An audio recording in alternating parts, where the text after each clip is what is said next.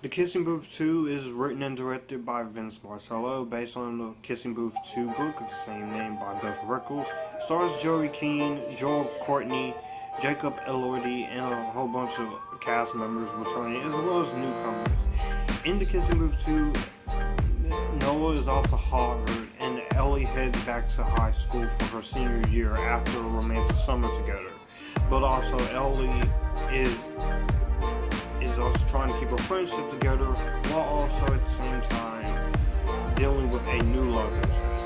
And that is The Kissing Booth 2 in a nutshell. And if I try to explain any more converging plots going on, then I will end up being here for quite a long time. So, if you guys are new to the channel, be sure to hit the subscribe button and the bell to get notified when live streams, new videos, post my community tab goes up on this channel.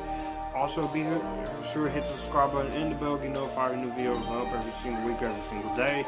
Also, as well, if you don't hit the notification bell, you're not going to get every single notification. And if you want to send money to my channel, or send me fan mail, you can DM me or email me privately to do either one of those, and I'll get back to you. The first Kissing Booth, I enjoyed. I didn't love it, but I thought for what it was a better movie that I think people get credit for.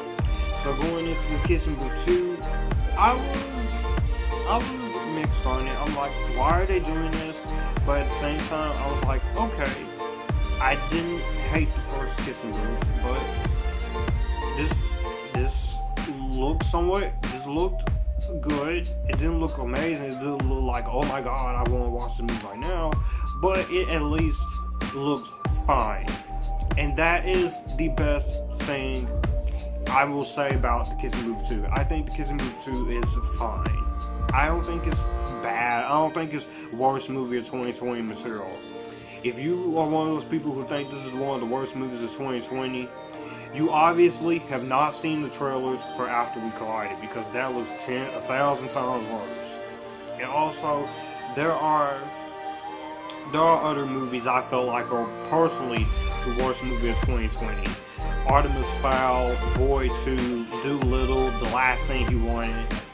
And I'm going to keep this a pretty short review because there are a bunch of others. I have a bunch of other catching up to do, but I will say for the most part, I think The Kissing Booth 2 is fine. I don't think it's a bad movie. I don't think it's a great movie. I just think it's fine. I think it's a serviceable sequel to The Kissing, but I do have to go into what I don't really care for. And what I don't really like when it comes to Kissing Booth 2 is that there is a whole bunch of converging subplots that kind of each sucks out of some parts of the main story when it comes to Ellie and Noah and Lee and this new love interest for Noah and her trying to keep her friendship together. And I felt like all the other converging subplots that you had in there didn't really do too much for me. I thought they brought the movie down.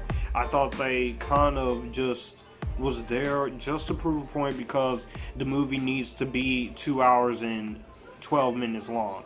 And I will say that is another negative, is that I feel like this movie is a little bit too long for its own good. I feel like you could have at least taken out most of the stuff that wasn't really needed when it comes to some of the subplots, some of these newer characters, and streamline this movie a bit down to at least 2 hours and 3 minutes. The first Kissing Booth was an hour and 45 minutes, but it got straight to the point. And they did cut out some unnecessary plot points from the first one. So in a ways, it does move at a pretty slow pace, but at the same time it does move at a pretty breakneck pace because of the main storyline that I did end up enjoying, and I did thought was better than the actual story that we were following along with.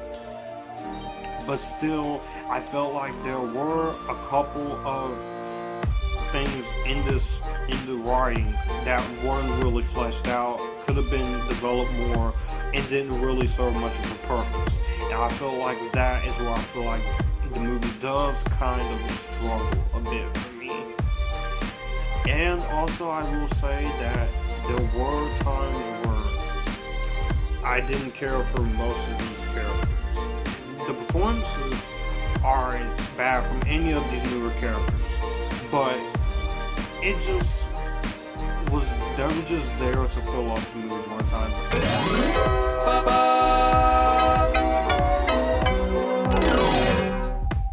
But what I did like the cinematography. I did like the way the movie looks from visual aesthetic. It's very atmospheric. It's very romantic as what you expect a romance movie like this to be. And also the production and costume design I do like. I will give credit to the production design and costumes. And also the score and soundtrack is also very nice. I do like the soundtrack choices here. And I will say the direction is once again by Marcello is really nice. And the performances here, especially from Joey Keane, Joel Courtney, Jacob Elordi, Maisie Richardson-Sellers, and Molly Ringwald, as well as new cast members. I will say all the performances in this movie are good for the most part. But Joey Keane is the main attraction as far as this franchise goes, because the chemistry between her, Joel Courtney, and Jacob Elordi, they work pretty decently well. Again, I'm trying to keep this short because I'm so far behind on videos, recordings, and I'm trying to just keep it moving. So, all in all, I think The Kissing Booth 2 is a decent film.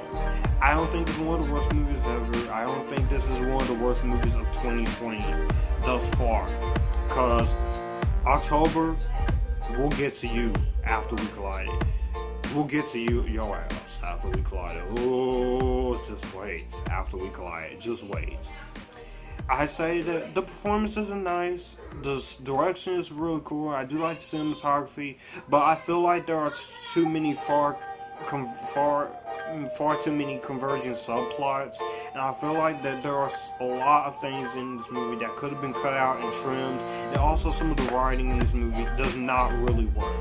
So, with that being said, I'm gonna give The Kissing Booth a stream this thing. So you can stream it on Netflix. Check it out there. I think this is a decent movie.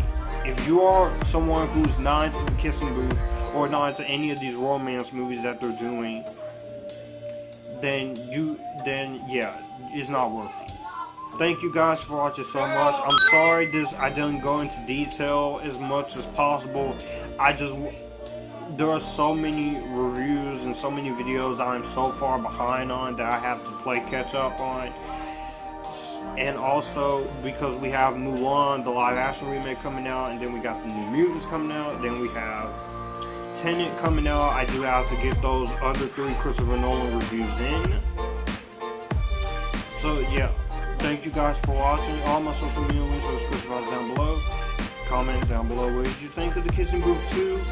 Did you like it? Did you hear it somewhere in the middle? And you guys keep it cool and join the Epictasticness.